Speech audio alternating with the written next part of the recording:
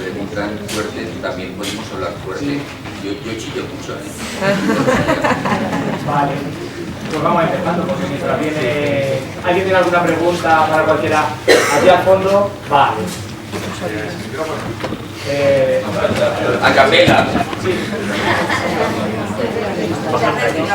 Claro que Para Rafael Torres, ¿a partir de cuánto tiempo se considera dolor crónico? ¿O si hay tiempo predeterminado o cómo sería? A ver, si no se me oye bien, decírmelo. A ver, el término dolor crónico es un término complejo, y de hecho nadie está de acuerdo qué es eso del dolor crónico. Patrón temporal, la ISP reconoce el patrón temporal, o cuando el dolor es maladaptativo. Pero recordad que dolor crónico no significa un dolor persistente para toda la vida, sino que es un dolor que se perpetúa más allá de su tiempo normal de curación. Por tanto, si tú tienes un tío que se ha hecho un esguince de tobillo y a las 3 semanas sigue reportando el mismo dolor o un dolor muy severo, salvo que no tenga otra patología, tienes que ya pensar que está haciendo un cuadro de dolor complejo. Por eso a mí no me gusta hablar de dolor crónico, sino intentar determinar cuál es la fisiopatología subyacente al dolor, ¿vale? Entonces hay un dolor nociceptivo persistente, como hay un dolor neuropático persistente, como hay un dolor complejo, es decir, dolor sin nocicepción o con nocicepción no relevante. Entonces, mejor no hablar de dolor crónico, sino de hablar de la fisiopatología subyacente al dolor, utilizar otras categorías. Entonces también sería mejor mejor llamarlo dolor persistente antes que dolor crónico. No, bueno, a ver, el problema del dolor crónico es la mala interpretación que tiene la población sobre lo que significa dolor crónico. Bueno, la población solo no. Si vosotros preguntáis a muchos profesionales de la salud, para ellos, ¿qué significa dolor crónico? Te van a decir dolor para toda la vida. Imagínate qué barbaridad. Te van a decir eso. Pero bueno, dolor crónico es una entidad, lo que es importante es saber cuál es la fisiopatología subyacente. Es un dolor nociceptivo persistente, neuropático persistente o complejo. Vale, muchas gracias. ¿Hay otra pregunta? Es referente a lo que comentaba mi compañero, para que queráis, porque al final todo es de dolor crónico. Realmente cuando tienes pacientes que reciban siempre a lo mismo, es decir, siempre te vienen estipulan cada 15 días, un mes, porque llevan toda la vida con ese dolor, eso nosotros lo tenemos que considerar como ese síntoma alerta de que es un dolor que ellos están, o sea, que no tienen un estímulo nociceptivo en realidad. Lo que tienes que ver es si existe una fuente nociceptiva que justifique ese dolor. Si tienes un señor con una artropatía de cadera severa, pues puede tener un dolor persistente o un dolor recurrente o cíclico, pero hay una fuente nociceptiva. Entonces tú tienes que saber, y para eso Arturo ha comentado los indicadores de dolor complejo que publiqué hace unos años, tienes que tener herramientas para saber si ese dolor está justificado por una fuente nociceptiva o una alteración del funcionamiento del sistema somatosensorial, o es un dolor sin ninguna alteración. Es lo primero que hay que hacer. ¿Cuál es la causa del dolor de mi paciente? ¿Qué explica el dolor de mi paciente? Porque puede ser un dolor memoria, muchos dolores memoria. El paciente que todos los años te viene por lo mismo, para lo mismo, sospecha que es un dolor de memoria. Y ahí consideras que sí que tendríamos que abordar e intentar cambiar ese paradigma que tiene. Claro. Ahí es donde la educación tiene su función, en la educación y otras estrategias para tratar el dolor crónico. Una pregunta igual para cualquiera en relación a lo que comentaba Irene, la edad es un mal pronóstico para el dolor persistente oncológico, y en cuanto a la sensibilidad, si creéis cualquiera de vosotros que las personas son altamente sensibles, o hay esto de hipersensibilidad que puede relacionarse con ello. ¿Sensibilidad visual o emocional? A todas, porque al final, supongo que ya Rafael sí he visto el dolor atencional, por ejemplo, si habéis oído hablar de las teorías de las personas altamente sensibles, ya se ve pues distintos procesamientos de información y distintas fisiología a nivel cerebral también. Y hay muchos pacientes con dolor que son hipersensibles a muchas cosas y al final que sean pacientes más jóvenes puede ir relacionado con ellos y con la edad de esa sensibilidad. ¿Cómo lo veis? El paciente oncológico, desde luego, está totalmente relacionado debido a, primero, porque está en una fase de regeneración celular tisular altísima, ¿no? Rapidísima, y se genera muchísima más inflamación neurogénica, inflamación postquirúrgica y una respuesta ante la quimioterapia, la hormonoterapia y la quimioterapia muchísimo mayor. Y luego lo que comentábamos del componente cognitivo, ¿no? De una paciente joven que no quiere parar su vida. Entonces la resistencia que tiene a tener secuelas hace que las tengas, ¿no? Porque eso te genera un estado de alarma. ¿Qué es un estado de alarma? Un estado de hiperexcitabilidad. Se hiperexcitan sus receptores de todo tipo para estar en alerta y decir a la mínima que note algo me pongo en defensa, ¿verdad? Con lo cual sí, desde el punto de vista del paciente oncológico está totalmente comprobado que es un factor de riesgo, que las pacientes que tienen dolor persistente son predominantemente jóvenes. Lo de pacientes altamente sensibles. A mí me interesa proteger la profesión, eso creo que hay que tenerlo claro, tengo que defender la profesión y luchar por ella, pero también yo tengo que defender a los pacientes. Entonces a veces se crean constructos que son dañinos. El concepto, bajo mi punto de vista personal, de paciente altamente sensible es tremendamente peligroso. Para mí no existe nadie altamente sensible.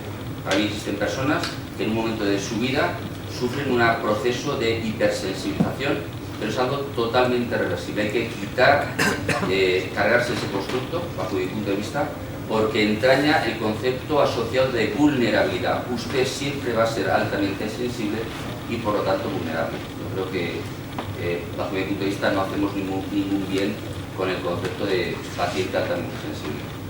Yo lo veo, no estoy de acuerdo con todas, hay gente con distinta sensibilidad, eso sí tiene multimodal, yo lo veo como un continuo, cada uno tiene unas sensibilidades y variable en el tiempo. Entonces ahora sí hay unas teorías y muchos pacientes, yo empiezo a coincidirme pacientes que se han diagnosticado una alta sensibilidad y tienen unos test psicométricos y que coinciden con pacientes con dolor que llegan a desarrollar un dolor persistente. Está empezando a ver, pero no quiere decir que sea una causa ni que sea esa irritación del sistema nervioso lo que pasa en los. O sea, es verdad que a nivel bioquímico también existen biomarcadores muy similares, ¿no? En ciertas hipersensibilidades químicas. No sé si te refieres a lo mejor a hipersensibilidades químicas o hipersensibilidades. Desde el ámbito de la psicología. Desde el ámbito de la psicología. Si llegan por. Bueno, desde el ámbito de la psicología ya hemos visto la relación tan directa, ¿no? Entre muchas conductas psicológicas relacionadas con el miedo a habitación o con el miedo al movimiento. O con pensamientos catastrofistas, que me duele tanto que creo que me va a doler toda la vida, o que si tendré un tumor otra vez. O sea que realmente sí existe esa relación y está demostrada que efectivamente con una hipersensibilidad, en este caso como comentas tú, desde el punto de vista psicológico, eso por supuesto te predispone y perpetúa el dolor complejo. Bien, por fin. Es que estaba esperando a que se me pudiera oír, porque yo hablo muy despacio. A ver, yo creo que en cuanto al tema de la hipersensibilidad hay una cuestión, hay doble, ¿no? Una cuestión doble también. Por un lado, la activación del receptor periférico es probabilística, ¿no? Es decir, hay una probabilidad que el receptor se active ante un estímulo determinado y cuanto más alto es el estímulo, más probabilidad. Entonces, el hecho de que haya una diferencia en los potenciales, en el umbral de activación es poco probable en situaciones estándar. Claro, la otra situación es que está muy mediada también por las creencias previas y por el control social y toda la historia. Entonces, es muy difícil establecer esta relación si es que existe. Yo también soy partidario y creo que los pacientes altamente sensibles son parte de un constructo. En sí mismo el paciente altamente sensible no existe. La cuestión es que el paciente altamente sensible efectivamente al final acaba por activar el receptor antes, precisamente porque bueno, pues ya hemos visto cómo cogniciones, emociones y demás acaba por modificar los umbrales de activación del perfil somatosensorial. Pero vaya, es que tendría difícil una supervivencia en una situación normal, en una situación fuera de un ámbito social y cultural determinado.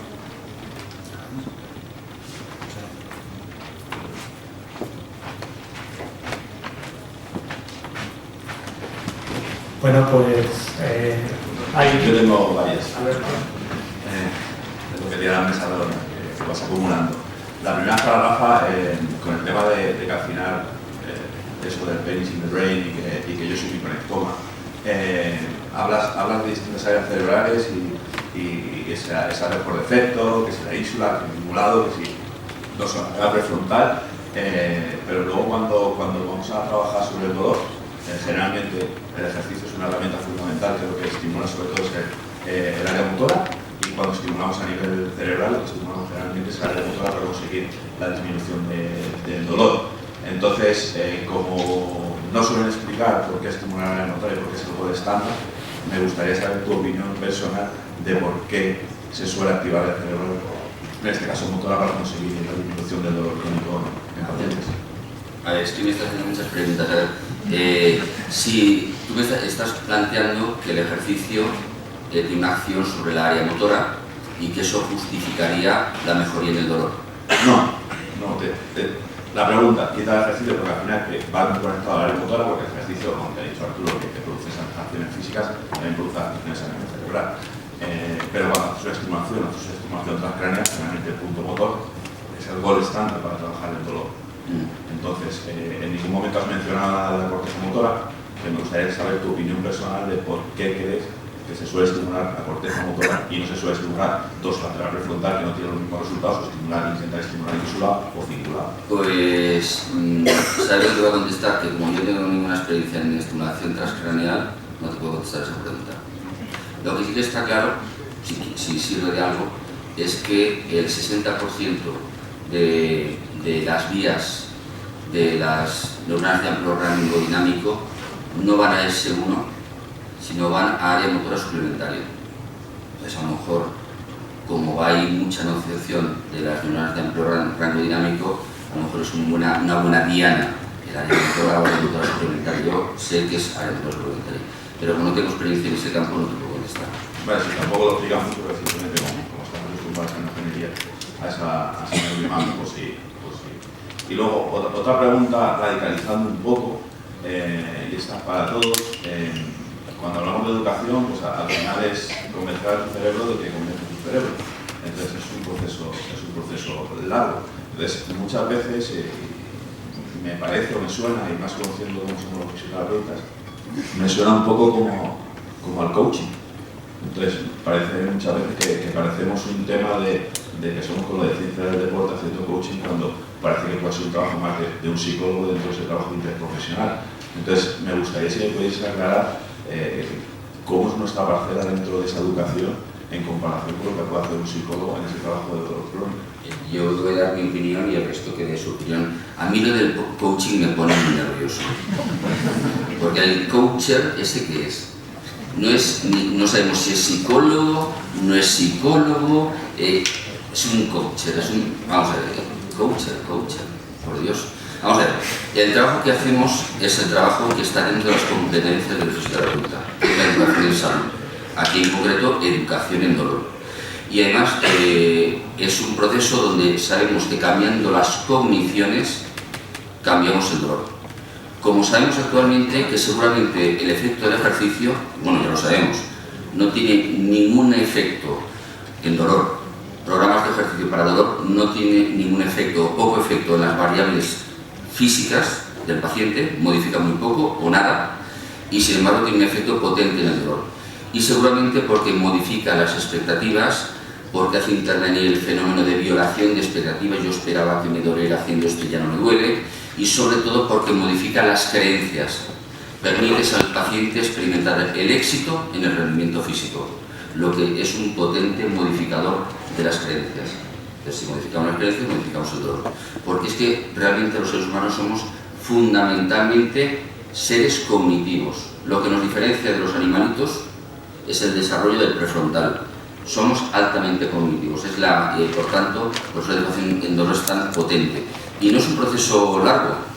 Yo tengo pacientes que se me han curado en una sesión, no es que haga magia, lo hacen ellos, su cerebro lo hace, pero tal que así. Y muchos pacientes obtienen mejorías con muy pocas sesiones. O sea que no es un periodo largo y desde luego yo no hago de psicólogo, yo no acompaño, ni consuelo, ni le cuento, ni manejo aspectos psicológicos de la vida del paciente. Si yo lo estoy haciendo, una educación en dolor, para que ese cerebro modifique su autopercepción de vulnerabilidad y dolor y deje de generar respuestas de protección, como es el dolor. Y la última para Arturo, porque Alejandro bien ha dicho que quizás tenemos que cambiar la forma de trabajar y que en vez de ver 10 pacientes viésemos a uno y que quizás a ese uno tendríamos que cobrarlo de 10 para poder sobrevivir.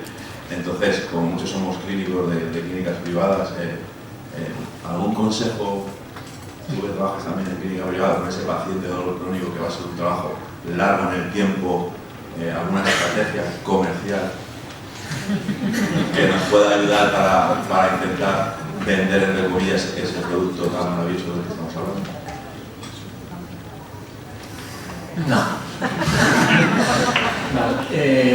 A ver, la cuestión es, hay que preparar bien al paciente y hay que preparar bien la sesión, esto sí, ¿no? Y esto exige, bueno, pues cuando viene un paciente con dolor crónico que aguarda un poquitín más de tiempo, o bueno, pues hay quien hace citas dobles.